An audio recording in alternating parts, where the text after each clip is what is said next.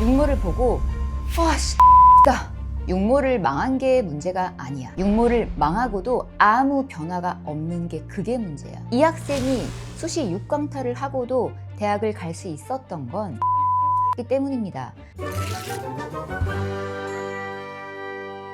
솔직히 말하면 제가 우리 재수팀 학생들한테 이런 얘기를 했어. 나는 니들이 육모를 좀 망했으면 좋겠다. 쟤들 눈 당연히 동그래지죠. 제가 하나 더 덧붙여 얘기를 했어요. 나는 니들이 구모도 망했으면 좋겠다. 자, 지금 이 영상을 보는 학생들도 똑같을 겁니다. 미쳤나? 할 수도 있겠죠. 지금 시험 코앞에 무슨 또 초를 치나? 근데 경험상 그래요. 육모를 어설프게 잘 본 학생보다 육모를 보고 와 됐다 했던 학생들이 수능장에서 대학을 바꾸는 경우를 훨씬 더 많이 봤습니다. 왜냐하면 그때부터는 사람이 달라지거든요. 자, 오늘은 그 이야기를 해볼까 해요. 그리고 하나 더, 육모 끝나고 학생들이 가장 많이 하는 행동, 바로 메가스터디 들어가서 빠른 채점하고 적정대학 보는 거. 솔직히 말하면 그거 별로 안 중요해.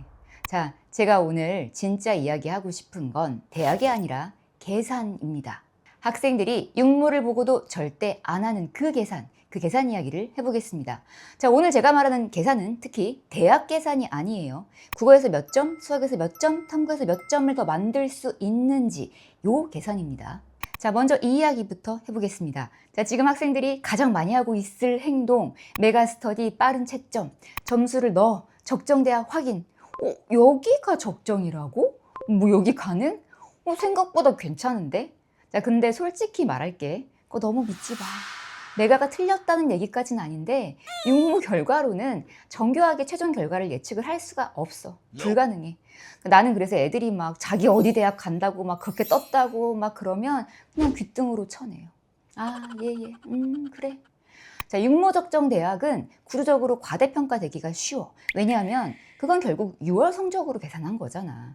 육모에 어느 정도 N수생이 들어왔다고는 하지만 수능 가면 재수생, 반수생, 구은수생, 의대 준비하던 애들, 의대 다니고 있는 현역들. 자, 이런 엄청난 존재들이 훨씬 강하게 들어와.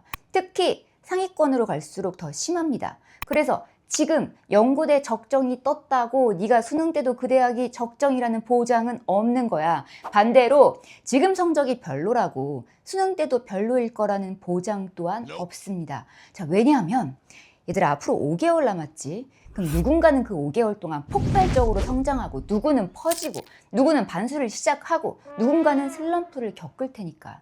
자, 이런 심리적인 상황, 아직 일어나지 않은 미래까지 적정대학 서비스는 계산을 할 수가 없어요. 자, 그렇기 때문에 적정대학은 참고는 해도 됩니다. 근데 믿지는 마세요.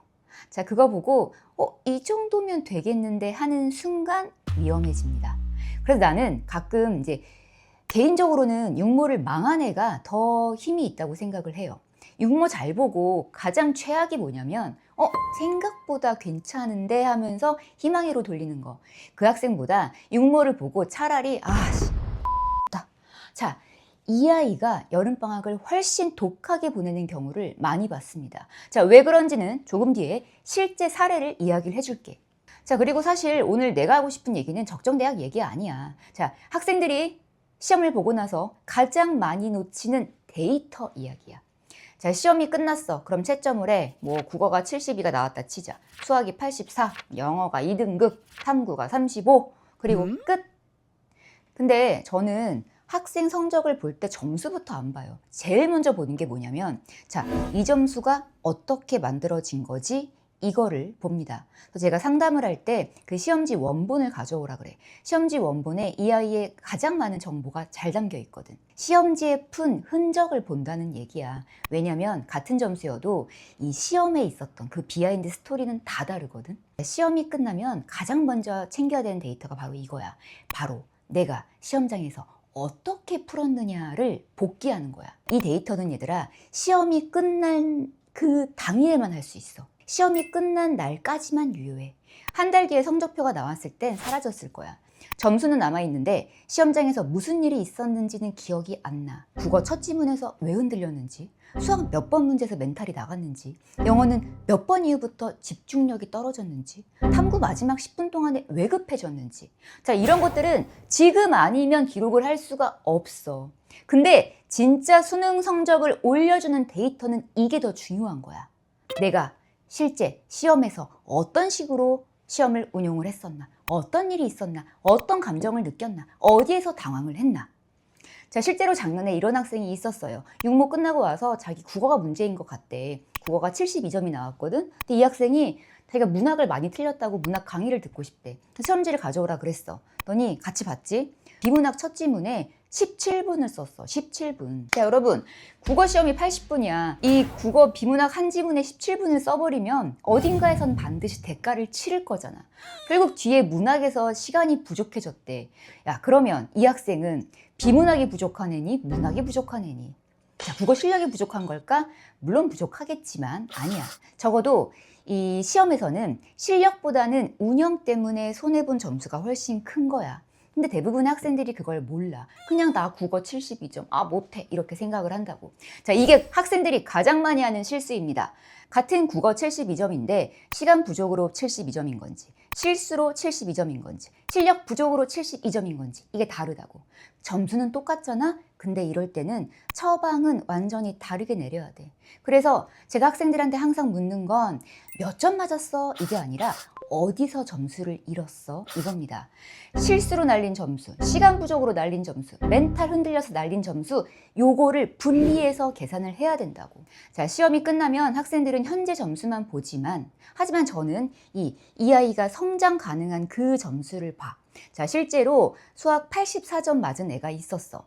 학생은 자기가 수학을 못한다고 생각을 했어. 근데 이제 시험지를 펼쳐보니까 어려운 문제를 못 푼 게 아니었어. 계산 실수하고 조건 누락하고 문제를 또 잘못 읽었네, 이런 말도 안 되는 걸로 점수를 날리고 있었던 거야. 그래서 제가 말을 했어. 야, 너는 실력보다도 이 실수의 유형을 잡는 게 우리 급선무다. 자, 그때부터 이 아이한테 너 오늘부터 실수 노트를 만들어라 라고 시켰어. 자, 여러분, 실수에도요 유형이 있어요.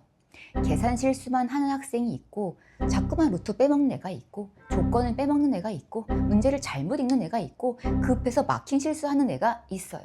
자, 그래서 육모 시험지를 분석을 해서 실수의 유형을 아주 자세하게 적게 시켰어. 자, 저희 여름 캠프에서는 모의고사를 정말 많이 보는데 그때마다도 실수 노트를 계속 적게 시켰어요.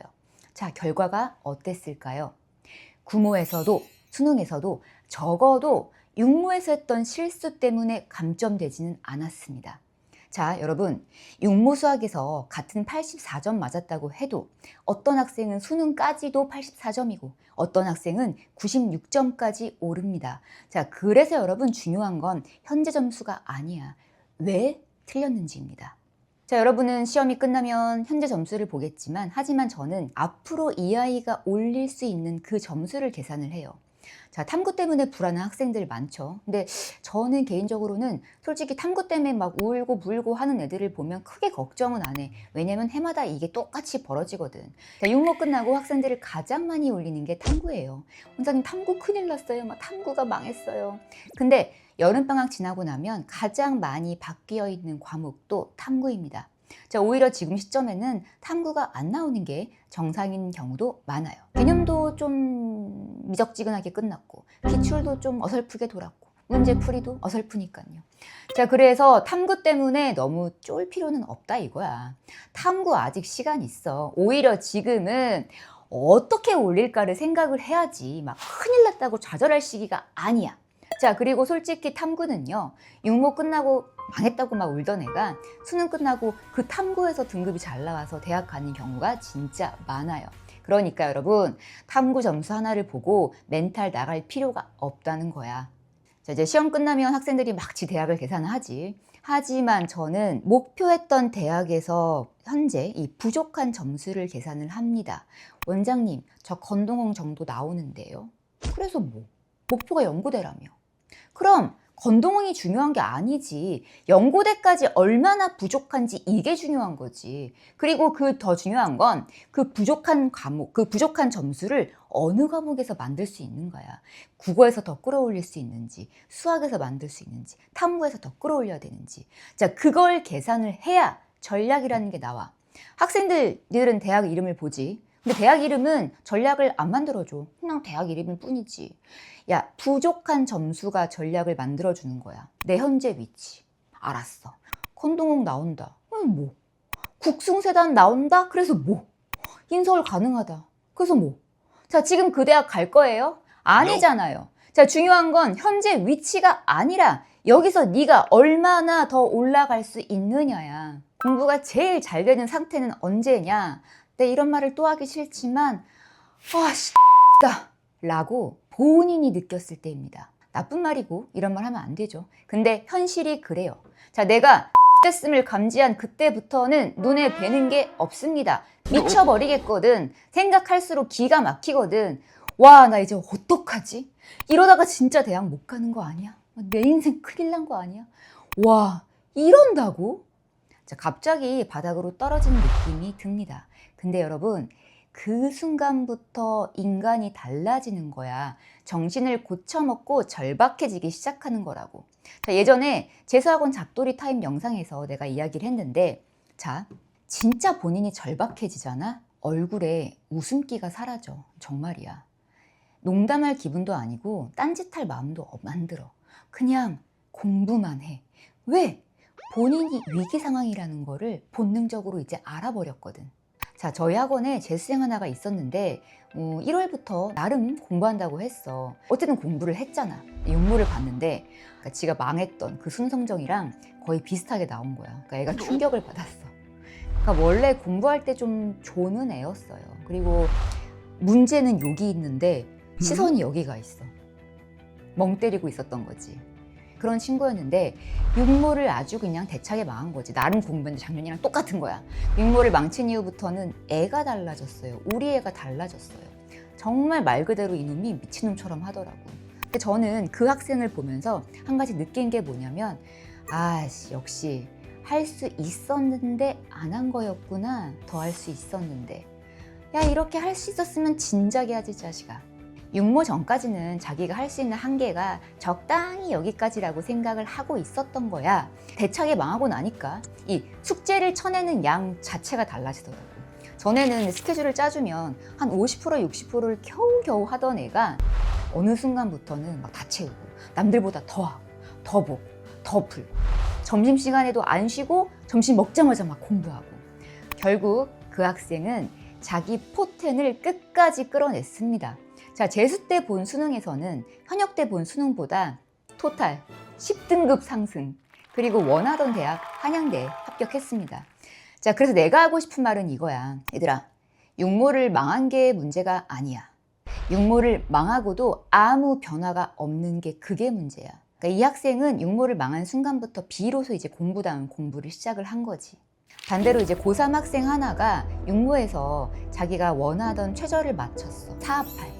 그러니까 고대 가려고 하는 아이였거든. 잘하는 애였어. 근데 이제 그거를 너무 일찍 육모에서 딱 맞춘 거야. 그리고 갑자기 여름 캠프를 안 가겠대. 이미 최저를 맞췄으니까 자기는 이제 죽기 살기로 그렇게까지 공부할 필요는 없다는 거죠. 내가 이제 얘가 이렇게 얘기를 하는데 왠지 미래를 보고 온 것만 같은 느낌이 들더라고. 자, 그 아이는 지금이 자기 인생 첫 입시죠. 하지만 저는 해마다 수많은 입시를 봅니다. 육모랑 구모 성적을 받고 자아가 비대해지는 이런 장면을 난 너무 많이 봤거든. 속으로는 걱정은 되지. 근데 저는 원래 막 설득하거나 잡는 스타일이 아니거든. 그래, 뭐 그래라. 너가 그렇다는데 어쩌겠니?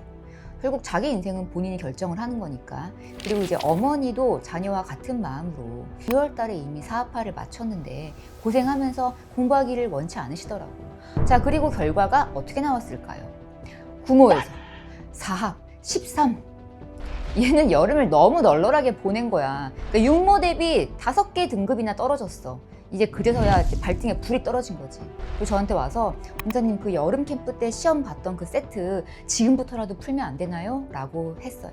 그래서 우리는 9월 달에 다른 애들은 이미 다 보고 난 그 캠프 시험지를 그때부터 매일매일 시험 치는 훈련을 했습니다.